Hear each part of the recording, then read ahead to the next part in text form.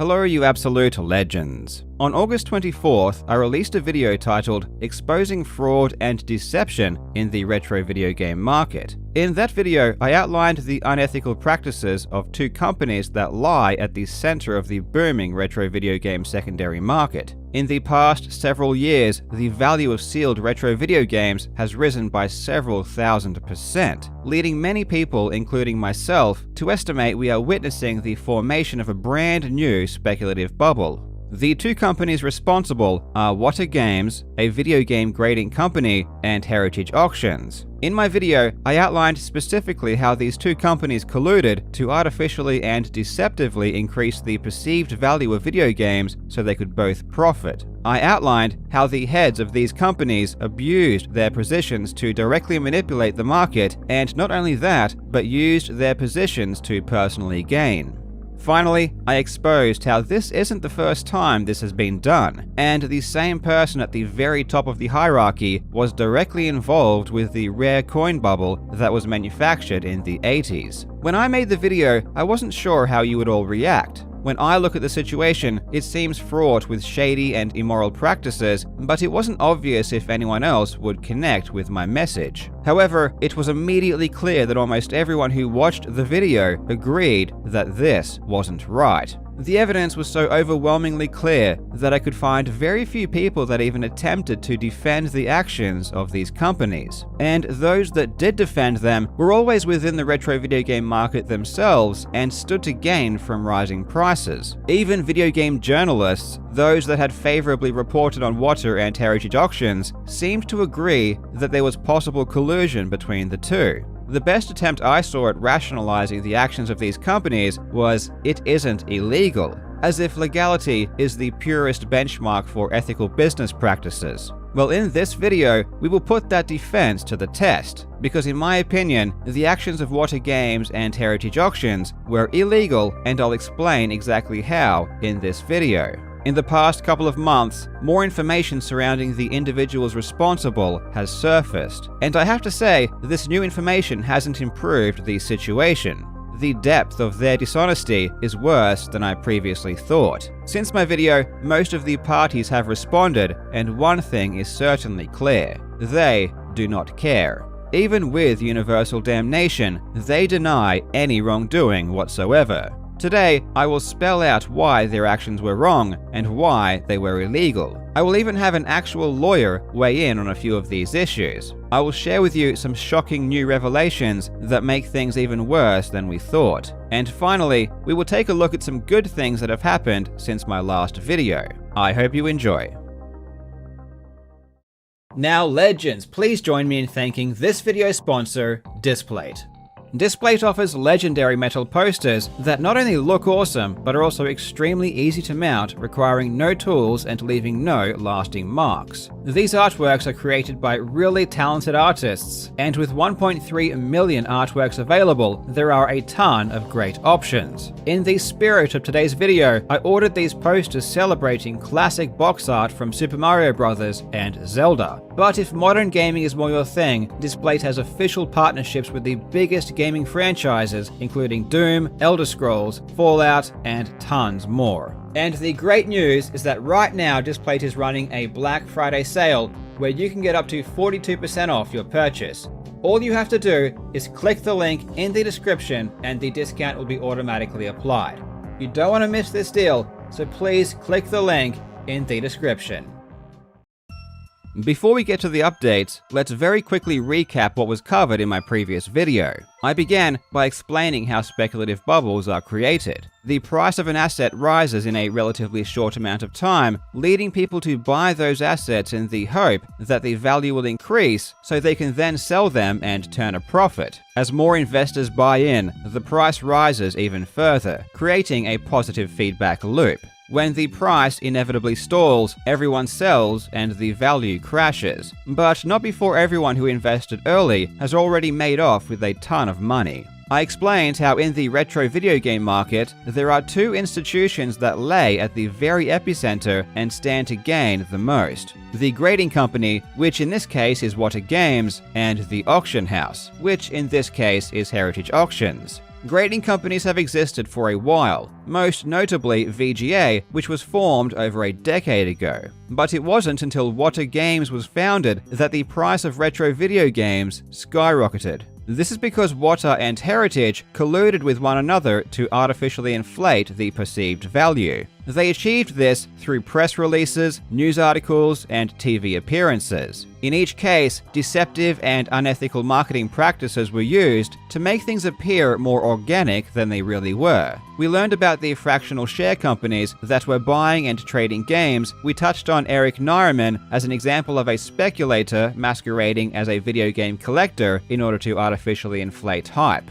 I explained the practice of shill bidding and how Heritage Auctions has been accused of this practice in the past. We also uncovered how the heads of Wata Games were using the company for their own benefit, specifically Jeff Meyer, who graded and sold his own collection, despite the president of Wata, Dennis Kahn, publicly stating this was disallowed. Finally, we explored the rare coin bubble of the 80s, and how Jim Halperin, the chairman of Heritage Auctions and buyer of the Super Mario Bros. Cart that arguably sparked this entire new market, was directly involved. The response to this video from the public was overwhelming. Everyone seems to be in agreement that the way Wata and Heritage went about things was wrong. Even news outlets picked up on the story, and it was posted everywhere. Even the responses from collectors was mostly positive, and they agreed that more transparency was required, especially when it came to population reports, which to this day are still nowhere to be found. Many collectors disagreed, however, that we are currently in a bubble, and in their opinion, the value of games are only now getting to the level that they should have been years ago. In all fairness, when it comes to estimating the strength of a market, those that are experienced within that market are in a better position to do so. And from the conversations I've had with investors in this market, I believe that many of them really do genuinely think that video games are worth this much. And maybe they are. The metrics that make me suggest a bubble is forming is the speed at which these prices have increased and the deceptive way that new investors were brought in. In my opinion, you can't have such a dramatic shift in the value without ongoing consequences. And in this case, I do think the rapid rise in prices will lead to overvalued games. But at the end of the day, arguing about whether or not this is a bubble doesn't do any good, as ultimately only time can tell what the truth is. What I really care about is the unethical business practices that were conducted by those at the top of the food chain. And speaking of which, both Wata and Heritage did respond to my video. Unfortunately, the responses were underwhelming. Let's start with the statement given by Wata. Wata Games is the trusted leader in collectible video game grading, and we're honored to play a key role in this booming industry that we are incredibly passionate about. We're humbled by the support of our thousands of customers who trust us to provide accurate and transparent grading. These claims in this video are completely baseless and defamatory, and it is unfortunate that Mr. Jobst did not contact us to give us the opportunity to correct him. Apparently, despite my nearly hour-long video containing mountains of evidence, sources, and justification, Wata believes my claims to be baseless. They also claim that I never attempted to contact them, which is a lie. Through a mutual third party, Dennis was told directly that I wanted to speak with him, and he was well aware that I was producing a video, but he decided to not contact me. The response from Heritage Auctions was basically the same. Heritage Auctions wishes it had been given the opportunity to respond before the video's publication, because there are numerous misstatements of fact and inaccurate conclusions contained within the piece. Heritage strongly refutes any allegation that it or its officers are involved in shill bidding, market manipulation, or any similarly illegal or unethical practices. The common thread of these responses is that they refuse to comment on the blatant conflicts of interest that I brought up in my video. In a following press release, Heritage did go into more detail and actually admitted something that is truly shocking. They confirmed that Jim Halperin was a stakeholder in Wata Games, which means he was a part owner. This admission surprised me, because it makes the situation far worse, as we will get into, and it's not something the public would ever find out if it wasn't disclosed. SEC filings confirm that Wata securities were offered and purchased, but don't show who these stakeholders are. We also heard from Jeff Meyer and Mark Haspel, which we will take a look at later in the video. But first, let's take a closer look at the deceptive marketing practices that Wata and Heritage used, and why I believe their actions broke FTC regulations. The critical regulation that we need to become familiar with is Statute 255.5 in Title 16 of the Code of Federal Regulations, called Disclosure of Material Connections. It states, when there exists a connection between the endorser and the seller of the advertised product that might materially affect the weight or credibility of the endorsement, such connection must be fully disclosed. An easy example to illustrate this rule is that social media influencers such as YouTubers need to clearly state that they have been paid or sponsored by a brand before they endorse them. This can be as simple as saying this video is sponsored by before saying the company name. But material connections aren't limited to being paid by a company to promote them. A material connection is any connection that would affect the credibility of an endorsement. According to the FTC itself, you must disclose when you have any financial, employment, personal, or family relationship with a brand. This disclosure must be hard to miss, and it must use simple and clear language. The FTC is actually very strict when it comes to these matters. According to the FTC, even so much as simply mentioning a brand on social media is considered an endorsement, and if you do have a connection to that brand, it must always be disclosed. In 2017, the FTC took action against the YouTubers T. Martin and Syndicate for endorsing the online gambling service CSGO Lotto because they failed to disclose that they were joint owners. In the settlement, the FTC ordered that the respondents must not make any misrepresentation, expressly or by implication, that an endorser of such product or service is an independent user or ordinary consumer of the product or service. Furthermore, it was also ordered that they must not make any representation, expressly or by implication, about any consumer or other endorser of such product or service without disclosing clearly and conspicuously and in close proximity to that representation any unexpected material connection. The order clarified that clearly and conspicuously means that a required disclosure is difficult to miss, and most notably, it must be made through the same means through which the communication is presented. In other words, if a press release is made endorsing a product or service, the disclosure of any material connections must be made through that same press release. You can't fail to disclose in an endorsement and then claim that it was public knowledge so you didn't have to. That's not how the law works. Let's apply this statute to some scenarios we spoke about in the previous video.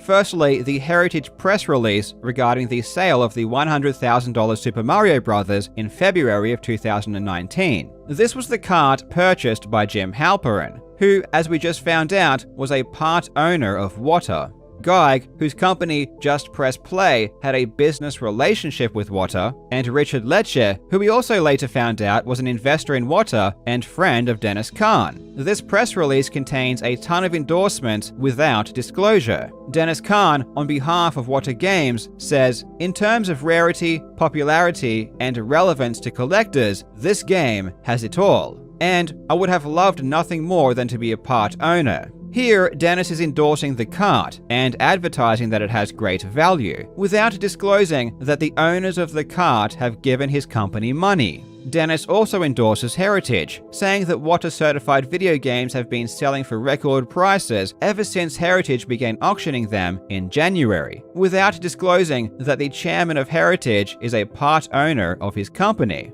Before we go on, you might ask yourself, is this illegal if they are telling the truth? Do they still need to disclose their connections if they are giving an honest opinion? The answer is yes, they do. It's a legal requirement that endorsements are truthful by default. You aren't allowed to give an opinion that isn't true or lie in an endorsement. So the FTC regulations are written under the assumption that marketing is truthful to begin with.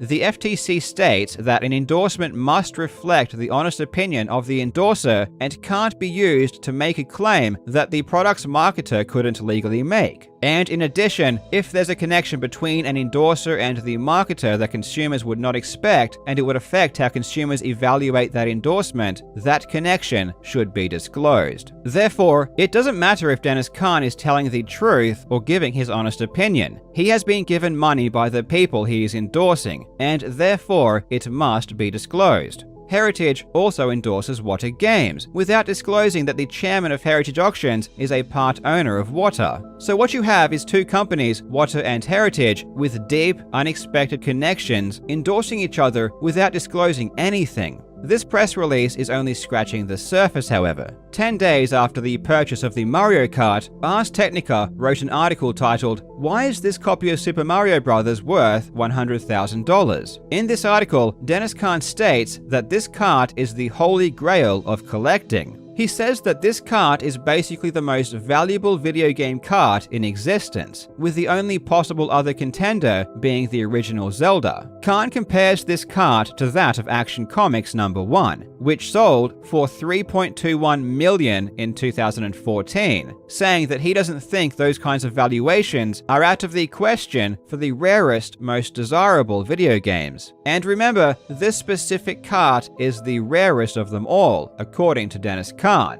In essence, Kahn is implying that the value of this kart is in the millions. All of this without disclosing that the owners of that kart had given him money and owned part of his company. By the way, just as a side note, what are the odds that the seller of the comic book that is being used to bump up the price of this Super Mario Kart is connected to Wata Games? Because the seller, Darren Adams, was also a director of Wata Games. So you can see there are a lot of connections here that we haven't even explored. So here is how I believe this racket worked. Jim Halperin helped create Wata Games by investing into the company. He then used his auction house and his other connections to endorse Wata and increase its credibility. He basically made it the grading company by force, even though it had only just launched. Halperin, along with two others, buys the Super Mario Kart for $100,000. 10 days later, the president of Wata Games, Dennis Kahn, values the kart at millions of dollars. That's an increase in perceived value of several thousand% in 10 days.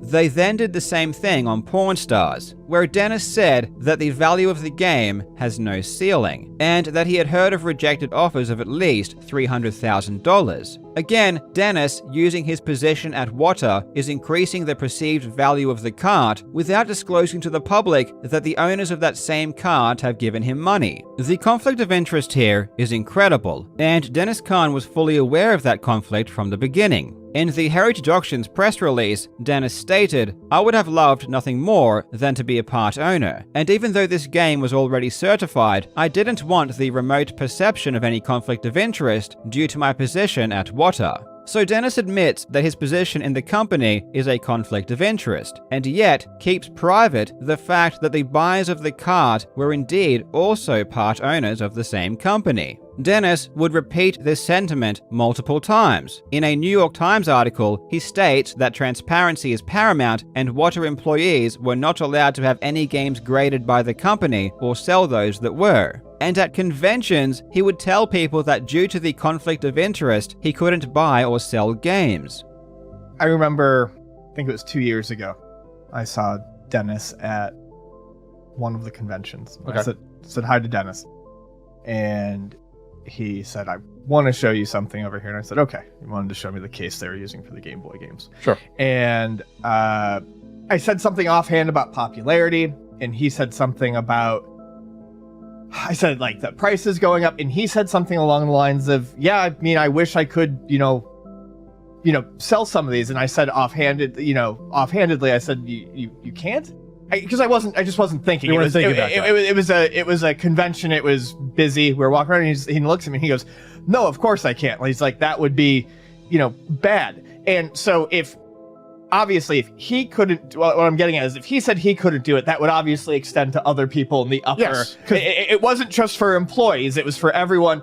His statement was for everyone involved. To you personally. Yeah, that's what he said to me personally. And that, so because he understood as a founder of the company and owner of the company, that you can't an executive, that you cannot do insider trading, so to speak. So Dennis was aware of that, and I mean, made that very clear to me, that day. And like I said, that's an obvious thing. That's not something that should be explained to anyone. But like I said, it was busy, and I wasn't thinking. So he was like, "Yeah, I can't do that." So that does mean, obviously, anyone else.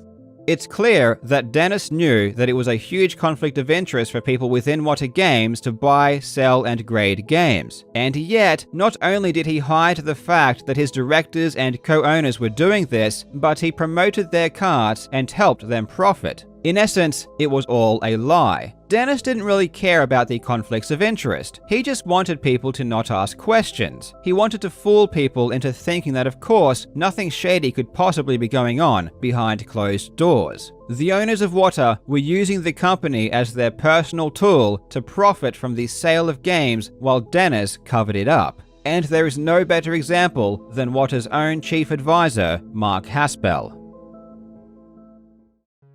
In my previous video, I spoke briefly about Mark Haspel, the chief advisor of Wata Games, and how he was intentionally going around buying up games. Specifically, he was buying the kinds of games that ended up rising in value the most. It looked like he already knew where the market was heading, and his position in Wata made those actions very suspicious. Though at the time, there was no concrete evidence of any wrongdoing. However, on September 1st, journalist Seth Abramson released a bombshell article showing that not only was Mark Haspel grading games, but he was running an entire side business selling them. Abramson discovered this after purchasing some Atari games, which showed Mark Haspel as the sender. Abramson had also been investigating the Wata heritage collusion and recognized the name. If it wasn't bad enough that the chief advisor was breaking company rules by grading and selling games, it turns out that Mark isn't just the chief advisor, but he's also an investor in Wata Games. After being exposed, Mark went to Facebook to respond, and his response is hilarious.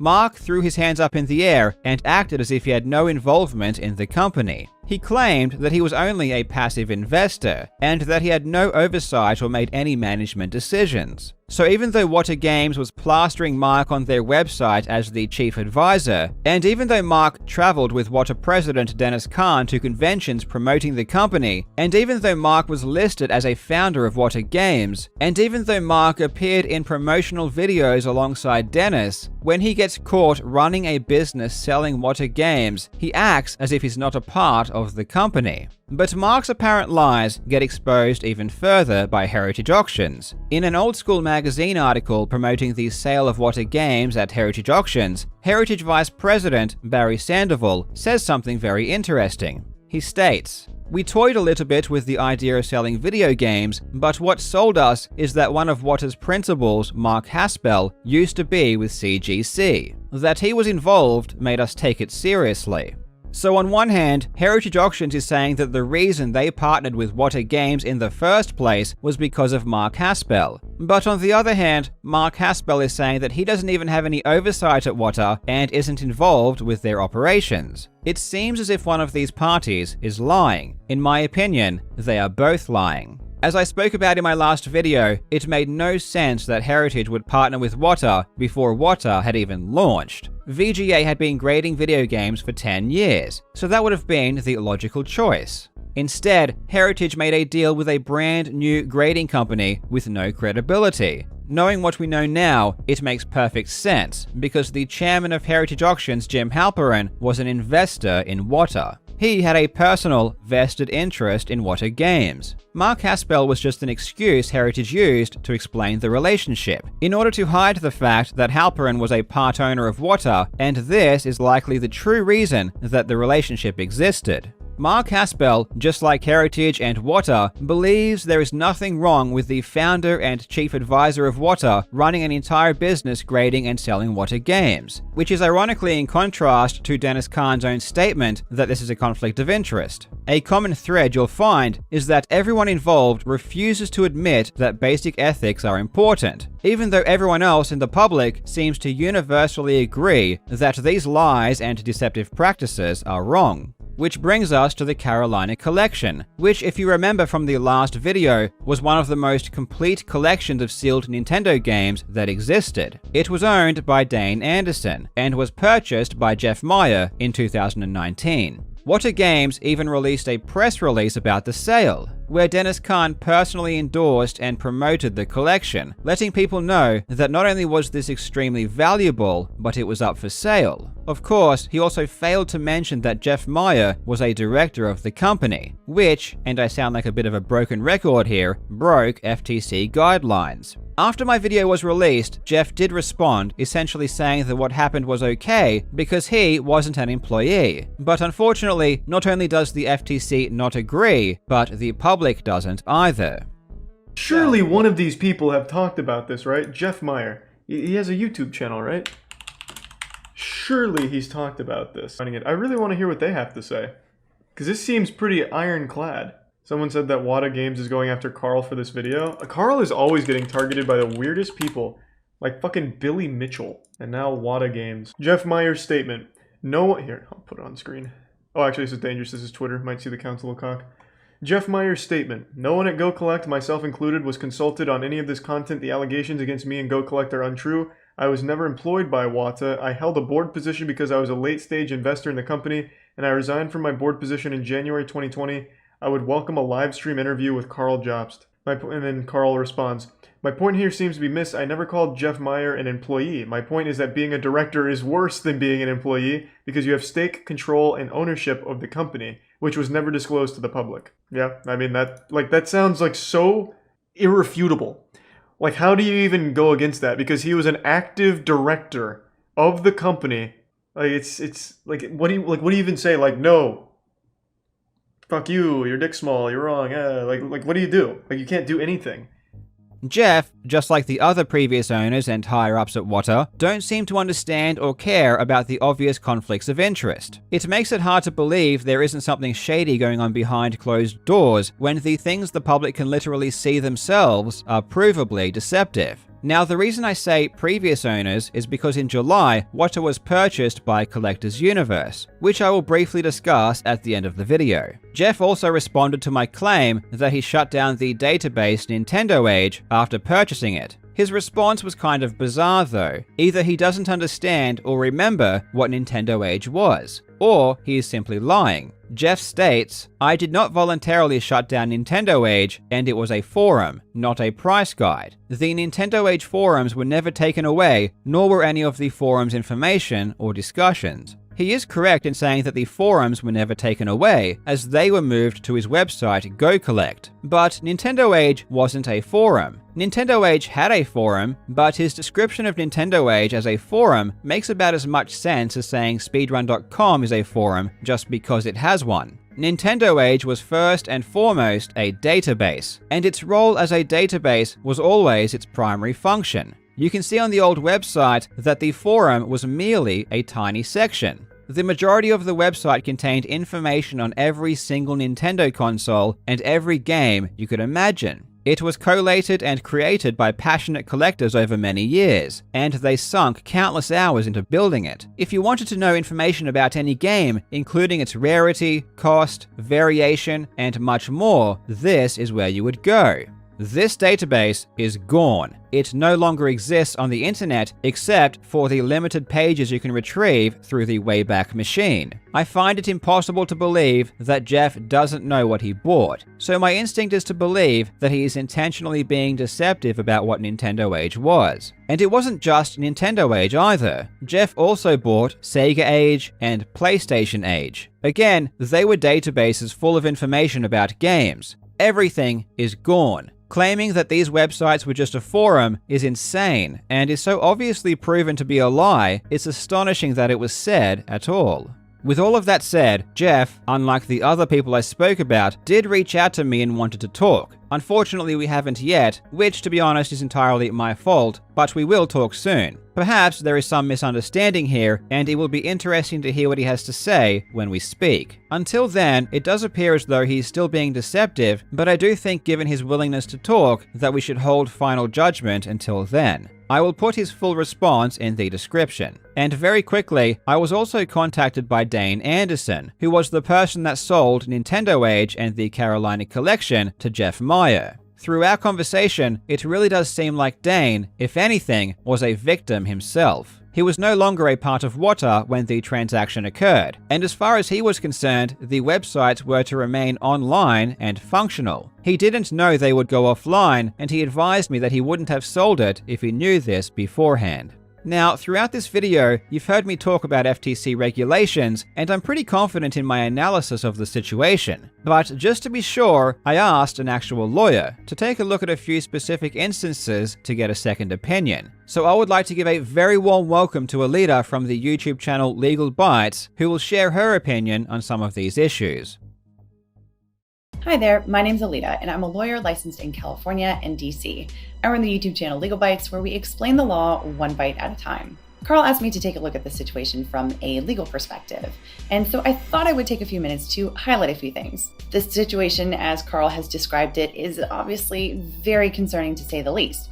But is there anything here that would lead us to believe that there might be something happening that is actually unlawful? To figure that out, we'll look at the Federal Trade Commission Act, or the FTC Act, and the FTC guidelines, which are the regulations that give guidance to courts in these kinds of situations. Then we'll apply the rules to 3 situations.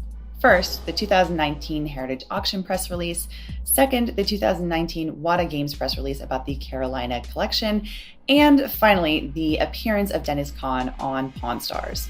For starters, the FTC Act generally makes it unlawful to carry out any acts that are either unfair methods of competition in or affecting commerce, or unfair or deceptive acts or practices, again, in or affecting commerce. To determine what kinds of acts the FTC means here, we'll look to the FTC guides. The FTC guides apply to any message that consumers are likely to believe reflects the opinions, beliefs, finding, or experiences of a party of other than the sponsoring advertiser. So this can be statements made in advertising on TV, or on social media, or through press releases. Now, what's important in this case is that the FTC guides require disclosure of any connection between the endorser and the seller of the advertised product that might materially affect the weight or credibility of the endorsement. Another way of putting this is, the FTC says that if there's some kind of connection between the person selling a product and a person endorsing a product, the presence of 2 things would require them to tell the public about their connection. Those 2 things are, first, situations where the connection between the 2 isn't reasonably expected by the audience, and second, where the public's knowledge of that connection would change how the public gives weight to that endorsement.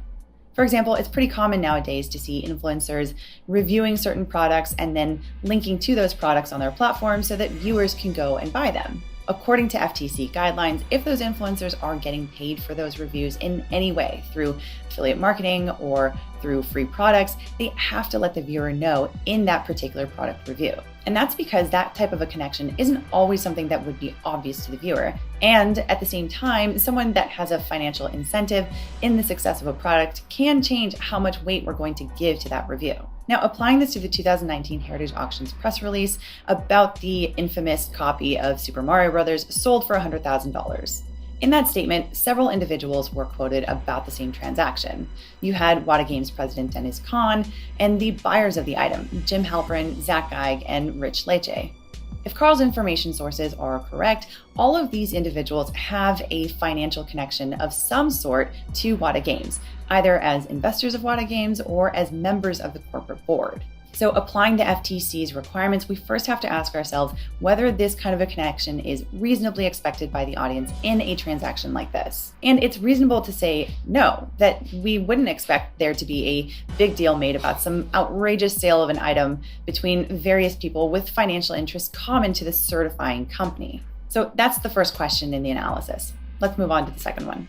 The next one is, if the public knew about that connection between these people, would they give less weight to the endorsements made in the statement? To lay that out, it's important to understand what in this whole scenario is giving weight in the first place to the crazy valuations of these retro video games. And the thing that gives arguably more credibility than anything else here is the fact that there was an actual sale transaction that happened and that people are hearing about that sale. It's reasonable that most consumers would assume that a transaction is proof of the actual market price of an item. That is, it's a common idea that the real value of an item is the market price, or the price at which the market will support. Specifically, the point at which the buyer and the seller will agree to transfer ownership. The reasoning behind that is, of course, the buyer isn't going to buy something if they think that the item is overpriced. And likewise, on the other hand, the seller isn't going to sell something to someone if they think that they can get a better price somewhere else. So that's why when we see a really big press release about the actual transaction of a particular item, it's reasonable that most people would think that the transaction is pretty solid proof of the sale price as the actual market value of the item. But of course, that only works when we're talking about an organic market. So that leads us back to the second question. If the public actually knew about the financial connections between all of these different individuals, would that change the amount of weight that they would give to the statements made in this press release?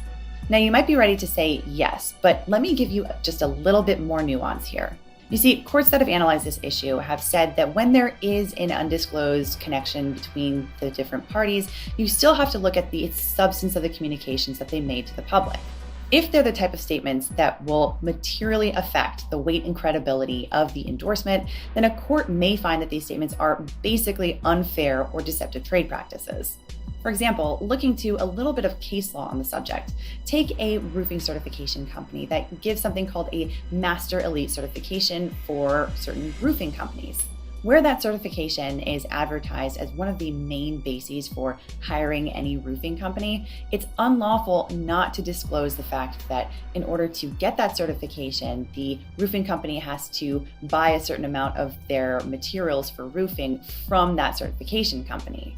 In other words, the process of getting that endorsement, the certification, includes the payment of money rather than a certification of actual skills. And that's because without that disclosure, the public would never know that a Master Elite certification means almost nothing about the actual skills of the roofing company. It just means that the roofing company bought a bunch of their roofing materials from the certification company. Now, it's important to note that courts don't treat all statements in this way.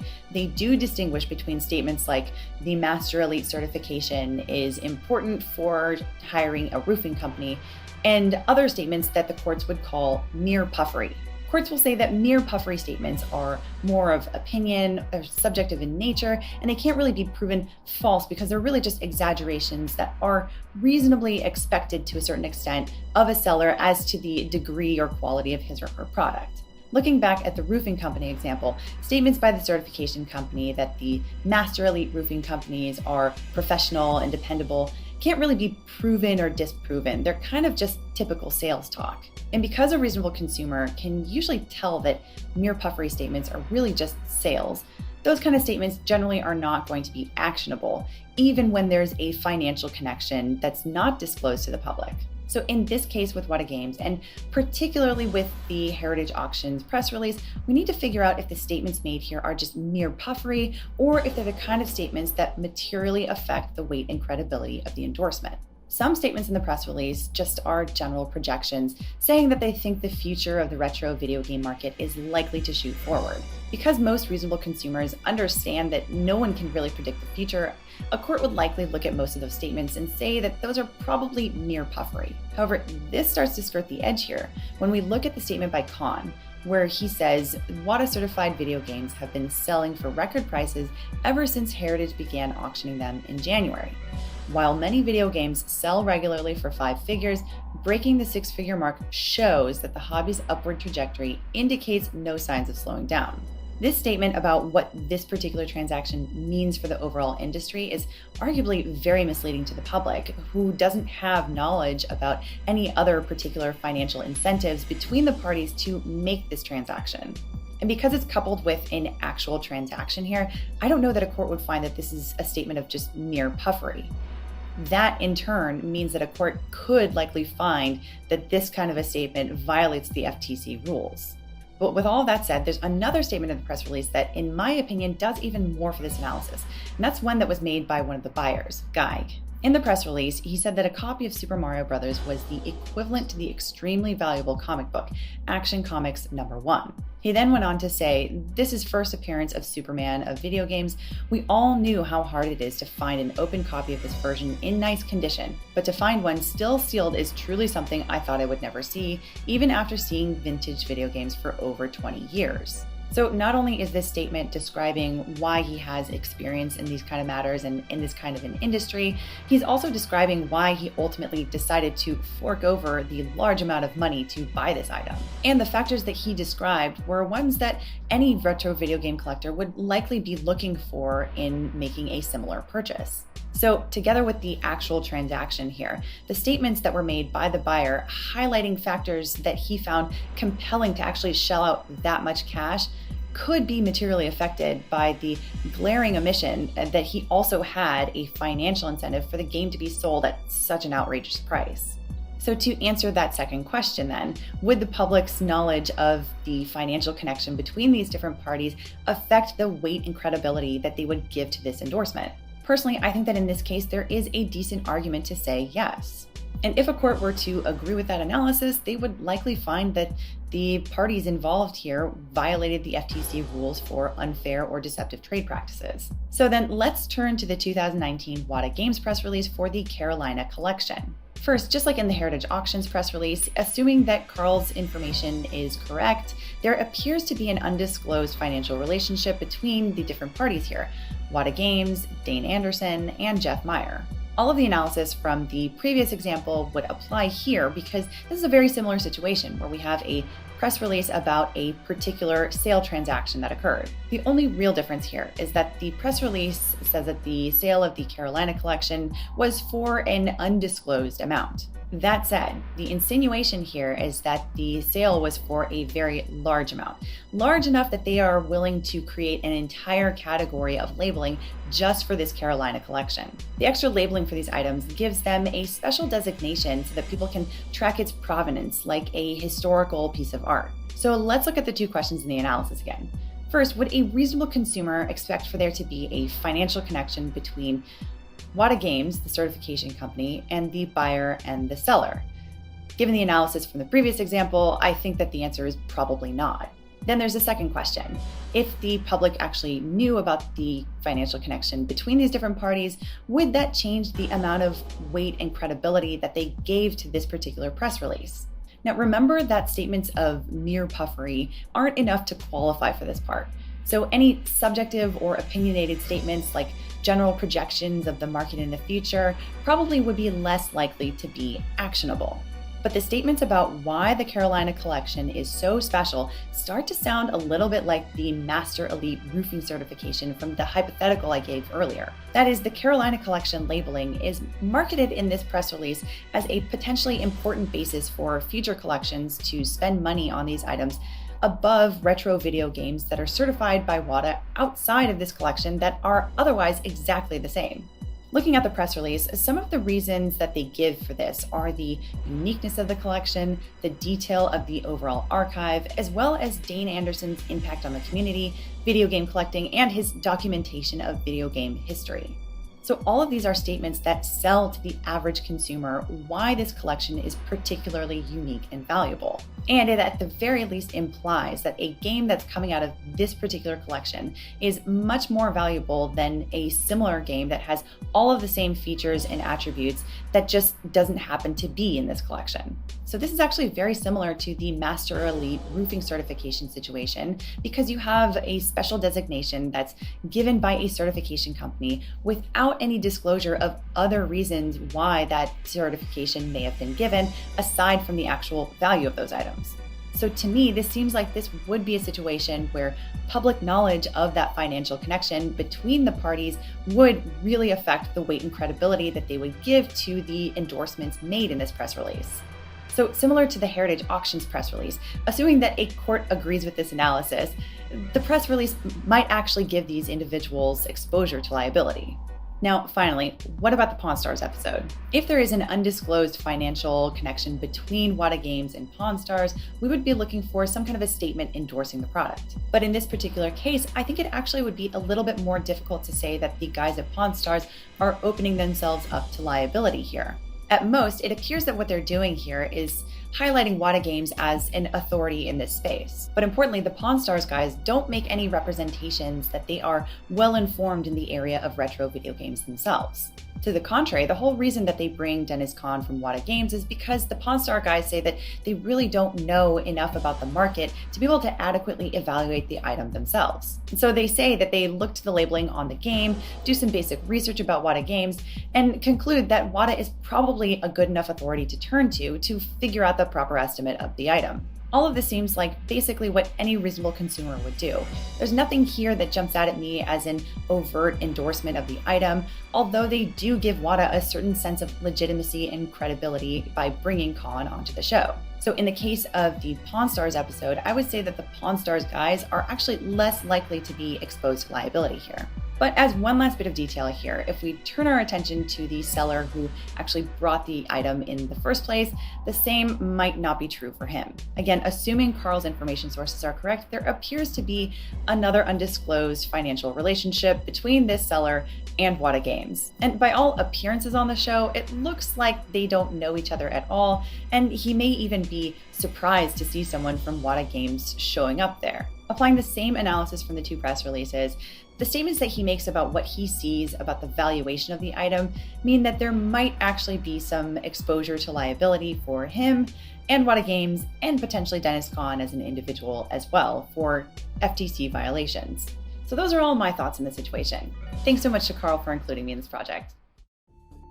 I think we can confidently say that Heritage, Wata, and its owners broke FTC regulations. But at the end of the day, that's only half of the story. The real issue is the conflicts of interest. The deceptive and unlawful marketing is just a symptom of an underlying disease that seems to be prevalent in these companies. And unfortunately, things probably won't improve anytime soon. In July, Wata Games was purchased by Collectors Universe, which owns grading companies for coins, trading cards, and now video games. But not only that, in July it also purchased Golden Auctions, which sells trading cards and now video games. Okay, this is future Carl, and technically what I'm saying here is not correct. Collectors Universe did not buy Golden Auctions. Golden Auctions was purchased by the company that owned Collectors Universe. It won't change anything I'm about to say, but it's more accurate. So you have the same company that owns both the grading companies and the auction house they are sold through. If you thought Heritage Auctions and Wata were colluding before, this is taking things to the next level. They are now literally owned by the same entity. So if the price of games or other collectibles go up, they make money both through the grading companies and the auction house through which they are sold. The obvious conflict of interest again arises, because if games are graded higher, they sell for more. Therefore, there is a direct profit incentive for overgrading games. Does this mean it will definitely happen? Not necessarily, but in my opinion, if you open the door for fraud, it eventually accepts the invitation and creeps in. On a more positive note, the public reaction to my first video seems to have created some positive change. Since its release, both Wata and VGA have made statements advising that they will begin to release population reports shortly. Hello, it's Future Carl again. Literally today, Wata released some data on NES games. It's really incomplete, but at least something is starting to come out. The pushback from the public against their deceptive practices does seem to have some kind of effect, even if it is slow. The word seems to be getting out that people will no longer tolerate it. It really seems as though more and more people are becoming aware of what the people in control are doing. On September 19, a sealed copy of Sonic the Hedgehog was sold through Golden Auctions for $430,000. The creator of Sonic, Yuji Naka, retweeted the sale asking if it was a scam, and the responses from the public were hilarious. Even gaming journalists picked up the story. And what's great is that in these articles they reference my video calling out the unethical practices of Wata. These days, you can't mention Wata without having to call attention to its shady past, and Wata only has itself to blame. This Sonic sale is also another perfect example of how the Wata rating system is completely broken. This particular game received a rating of 9.4 for the box and A for the seal. According to the Wata rating scale, an A rating indicates a seal that exhibits some light to medium scuffing or other detracting marks, as well as no more than a few minuscule holes, usually seen at the corner edges. But people were very quick to point out that the seal on this copy of Sonic had a massive tear that spread across more than half of the box. This gash is huge. Realistically, if Wata's grading scale meant anything, this seal deserves a rating of C+ because it contains a single major detraction. Imagine paying $430,000 for a game that's supposed to have an A rating, but when you get it, it contains a massive hole in the seal. At the end of the day, the hole doesn't even matter. People aren't buying the game, they are buying the fact that Wata says it's a 9.4 A. And the reality of the actual condition of the product is completely meaningless. There is no better example than Super Mario 64. The original sale of $1.5 million for a Super Mario 64 was what made me investigate this market to begin with, and it only seems fitting that I end on this note. Alongside Sonic, Golden Auctions also auctioned a 9.8 A++ Super Mario 64. The exact same game and rating that Heritage sold for $1.5 million back in July. This time, it sold for $799,000, half of the price just 2 months earlier. But the far more interesting sale to me was another Super Mario 64, only this one was graded by VGA. It was a mint 95, which collectors would generally consider to be as good, if not better quality, than a 9.8 A++ Wata graded game. This one sold for $240,000. So despite the condition of the game being comparable, if not better, it only sold for a fraction of the cost. It's blatantly obvious that people aren't spending so much money because they want the game, they are simply buying the rating. Jim Halperin and Dennis Kahn executed their plan perfectly, and it worked. Wata is king, and the people involved are much richer than they were before. But in saying that, not every collector in this market is evil, nor do they behave like the owners of Wata. I've spoken with collectors, and as I said at the beginning of the video, they generally agree that many of the things that were done weren't ethical. If rich people want to spend hundreds of thousands or even millions of dollars on video games, so be it. But don't lie to the public. Don't deceive or trick people. I think we can all agree on that. And even if the current video game market isn't a scam and these games really are worth that much, the way it was created was wrong and some responsibility needs to be taken. A big thank you to Alita from Legal Bytes for sharing her expertise. Please show your support by subscribing to her YouTube channel. I will link it in the description. As always, thank you so much for watching, you legends. I hope you are having a fantastic day, and I will see you in the next video.